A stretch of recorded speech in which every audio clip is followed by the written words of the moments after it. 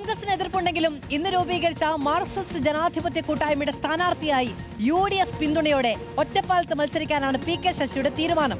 UDF സ്ഥാനാർത്ഥി പ്രഖ്യാപനത്തിന് മുൻപ് തന്നെ തെരഞ്ഞെടുപ്പ് പ്രവർത്തനം ആരംഭിക്കാനുമാണ് നീക്കം. VS രഞ്ജിത്ത് വിവരങ്ങളുമായുണ്ട്. രഞ്ജിത്ത്, ഇന്ന് EN സുരേഷ് ബാബു മാധ്യമങ്ങളെ കണ്ടപ്പോ കുറെക്കാലം ഞങ്ങൾ തീവ്രത അളന്നതാണ് എന്നായിരുന്നല്ലോ കോൺഗ്രസിന്റെ പരിഹാസം. ഇനി VD സതീശൻ അളക്കട്ടെ എന്നാ പറഞ്ഞേ.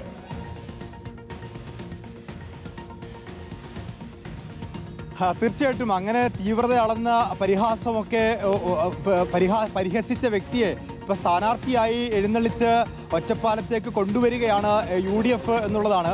ഏതായാലും UDFനെ സംബന്ധിച്ച് ഒറ്റപ്പാലം സീറ്റ് അത്ര അപ്രാപ്യമായൊരു സീറ്റായിരുന്നില്ല. KR ശങ്കരനാരായണനൊക്കെ മത്സരിച്ച് ജയിച്ച സീറ്റ് തന്നെയാണ് ഒറ്റപ്പാലം. അതുകൊണ്ട് ഒറ്റപ്പാലത്ത് ഒരു ജയം UDF ആഗ്രഹിക്കുന്നുണ്ട്. അത് PK ശശിയിലൂടെ ഉണ്ടാകുമോ എന്നുള്ളതാണ്.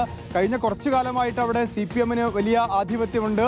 പക്ഷേ ഇടക്കാലത്ത് നമുക്ക് പരിശോധിച്ചാൽ അവിടെ UDF അല്ലെങ്കിൽ കോൺഗ്രസ് ജയിച്ചു കയറിയിട്ടുള്ള മണ്ഡലമാണ്. വളരെ കുറച്ച് വോട്ടിന്റെ ഭൂരിപക്ഷം മാത്രമേ LDFന് അവിടെ ഉണ്ടായിരുന്നുള്ളൂ. ഇത്തവണത്തെ പഞ്ചായത്ത് തെരഞ്ഞെടുപ്പ് നോക്കിയാലും അവിടെ LDFന് നേരിയ ഭൂരിപക്ഷമുണ്ട്. ഒന്നോ രണ്ടോ പഞ്ചായത്തുകൾ ഇപ്പൊ തച്ചനാട്ടുകരയൊക്കെ UDF ഭരിക്കുന്ന പഞ്ചായത്താണ്. കടമ്പഴിപ്പുറമുണ്ട്.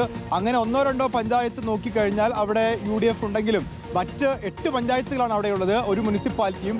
ആ 8 പഞ്ചായത്തുകളിലും അവിടെ 2 എണ്ണം ഒഴിച്ചാൽ ബാക്കിയെല്ലാം LDF ഭരിക്കുന്ന പഞ്ചായത്തുകളാണ്. എന്ന് പറഞ്ഞാൽ തദ്ദേശ സ്വയംഭരണ തെരഞ്ഞെടുപ്പിന്റെ കണക്ക് പരിശോധിച്ചാലും LDFന് ആധിപത്യമുള്ള സ്ഥലമാണ്. എന്നാൽ ചരിത്രം പരിശോധിച്ചാൽ UDFന് അവിടെ ചില സമയങ്ങളിൽ മേൽക്കൈയുണ്ടായിരുന്നു.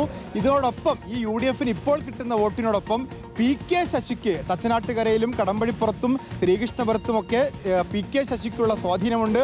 ആ ശശിയുടെ വോട്ടുകൾ വിമത CPMകാർ എന്ന് പറയപ്പെടുന്ന കമ്മ്യൂണിസ്റ്റുകാർക്ക് കിട്ടുന്ന കമ്മ്യൂണിസ്റ്റ് ശൈലി വോട്ട് ചെയ്തുകൊണ്ടിരിക്കുന്ന ആളുകൾ ആ PK ശശിയുടെ സ്വാധീനത്തിന് വഴങ്ങി UDFന്റെ വോട്ട് ബാങ്കിലേക്ക് വന്നാൽ ഒറ്റപ്പാലം പിടിക്കാമെന്ന് കരുതുന്നു. അങ്ങനെ ഒറ്റപ്പാലം PK ശശി അവിടെ നിന്ന് ഇറങ്ങി വരുന്ന സമയത്ത് UDFന്റെ ഭാഗത്തു നിന്നും വലിയ കാൽക്കുലേഷൻ തന്നെയാണ്